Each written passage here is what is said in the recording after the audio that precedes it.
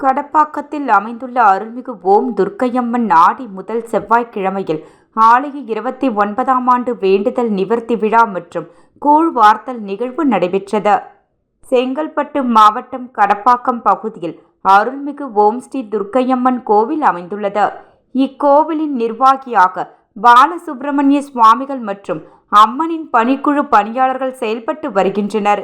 அண்டங்கள் அனைத்திற்கும் ஆதார சக்தியாய் அனைத்து உயிர்களுக்கும் ஆதாரமாய் விளங்கும் ஓம் ஸ்ரீ துர்க்கை அம்மனுக்கு பால்குடம் எடுத்து பால் சாகை அளிக்கும் விழா நிகழ்ச்சி நடைபெற்றது.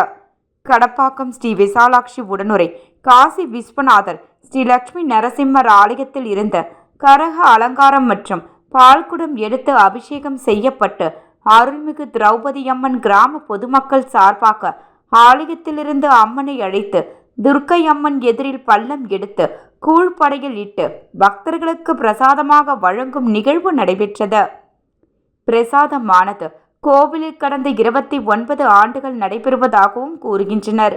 இப்பகுதியில் இன்று நடைபெற்ற கூழ் என்பது துர்க்கை அம்மனின் போற்றக்கூடிய பிரசாதமாக இப்பகுதியில் சுற்றியுள்ள பொதுமக்கள் ஒவ்வொரு ஆண்டும் ஆடி மாத முதல் செவ்வாய்க்கிழமை ராகுகால பூஜையில் நடைபெறும் துர்க்கை அம்மனின் விசேஷ நிகழ்வானது வெகு விமர்சையாக நடைபெற்றது.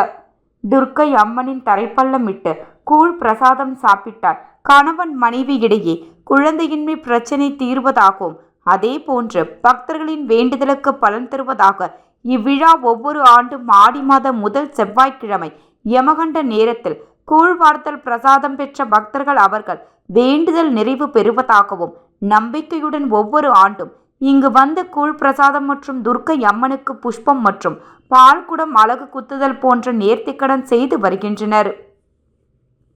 இவ்விழாவில் திருச்சி, தஞ்சாவூர், தமிழ்நாட்டில் உள்ள பல்வேறு மாவட்டத்தில் இருந்து 1000க்கும் மேற்பட்ட பக்தர்கள் கலந்து கொண்டு அம்மனின் அருளை பெற்று சென்றனர்.